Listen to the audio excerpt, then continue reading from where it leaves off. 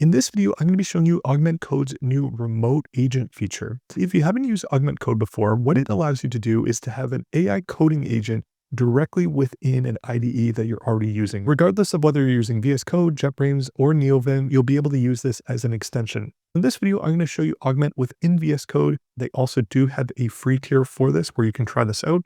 And once you have it all installed, you should see within the extension marketplace within VS Code that we have this Augment agent. To demonstrate the feature, what I'm going to do is I'm going to create a new repository here. I'm just going to create a simple Next.js application. Once that's all installed, I'm going to go over to GitHub and I'm going to create a repository for this. I'm just going to call this remote agent. For now, I'll make this private.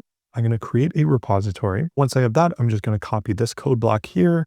And then once that's all synced, I'm just going to create my first commit message and push up that repo. And what I can do within the remote agent is, since it has the context of our repo, we're also going to be able to have all of the different branches that we have associated with it as well, if that is the case.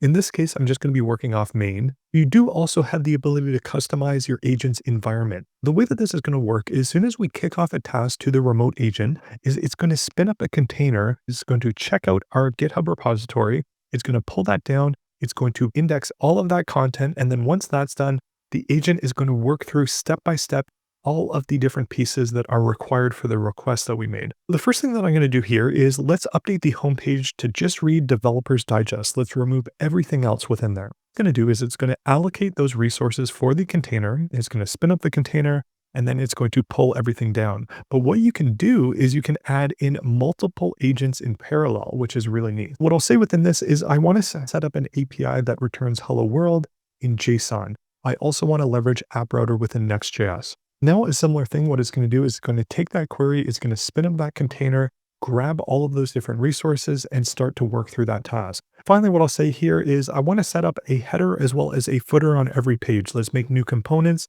and also make sure to update the layout so they're shown on all the pages. And so now the great thing with this is we have 3 parallel requests that you can almost think of this as giving different tasks to different employees. Within here, we have a task that just finished. And if I go through everything and all of the different steps that the agent took, so it spun up the container, it cloned the repository, it made a new branch, it indexed everything that was up until that point. And then at that point, we have the regular Augment agent, effectively the same agent that you'd have within your IDE. This is now just running on the cloud. What this is going to do, it has access to everything like the terminal, as well as the ability to read and write files, just like you might expect. We can see that it's going through and it's making all of those different changes.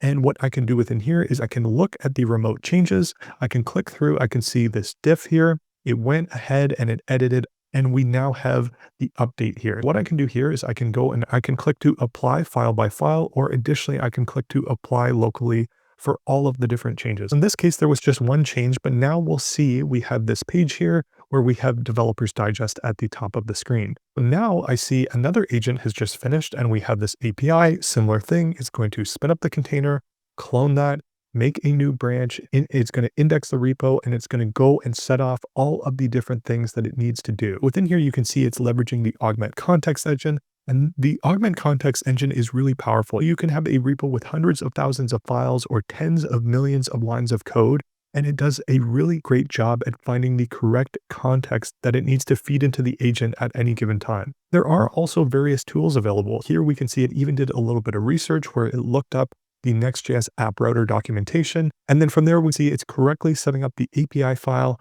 within the app folder of API/hello. Once the agent is complete, it will give you a summary of the changes. And in some cases, it will even give you instructions on how you can potentially test it as well. Here, I can open up those changes. I can see the diff of if it's edited files. In this case, it just made a net new file. And if I click to apply this locally, we should see it pop up within the app here. So we see this API folder, and we also see this route.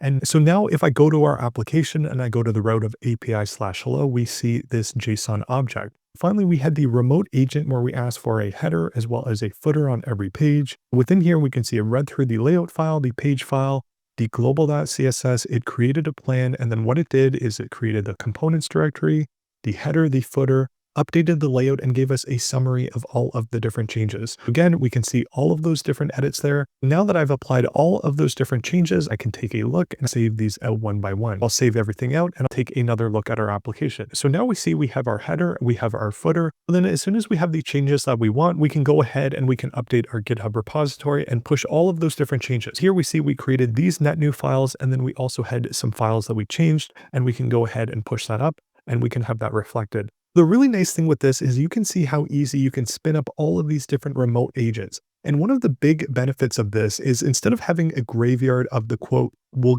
get to it tickets, all the different brittle tests, stale docs, tiny bugs, or those pesky little paper cuts that add up within your code base over time that ultimately never really climb the sprint wall. With Remote Agent, it allows you to easily handle those smaller tasks and hand off to an agent with clear instructions, which will ultimately help you clear the backlog and ultimately allow you, as well as the engineers that you work with, to not have to worry about some of those smaller tasks that an AI agent could ultimately do. In terms of some other use cases, there are a ton of different ways on how you could potentially leverage this, whether it's spinning off the agent to help you update the documentation, or to refactor different portions of your code, or even just have an agent that will write unit tests for you. So while an AI coding agent won't be able to do everything for you, if you give it very poignant instructions, it will be able to eliminate a lot of that engineering toil that you would have otherwise had to spend on all of these little tasks, deprioritize if you didn't have access to an agent that can run in parallel. Now, in terms of some best practices for the agent, you can effectively think of this as an army of eager interns. So you can spin off all of these different bite-sized and self-contained tickets that you want to have the agent perform. Now, some other helpful steps is if you actually include instructions on how to run your test suite or linter or all of the different checks that you have within your code base, you can instruct the agent to perform that function. Again, the agent does have access to your terminal. If you do have different tests that you do want to validate, whether it's unit tests or integration tests or whatever it might be, you can just include that within the instructions for the agent to run. Now, it goes without saying, make sure everything that is merged within the remote agent you review, just like you would a PR. You should not yet trust the agent, not quite yet. While it does do well at some tasks, you will also want to review all of that code that was otherwise AI generated. Otherwise, that's pretty much it for this video. If you found this video useful, please comment, share, and subscribe. Otherwise, until the next one.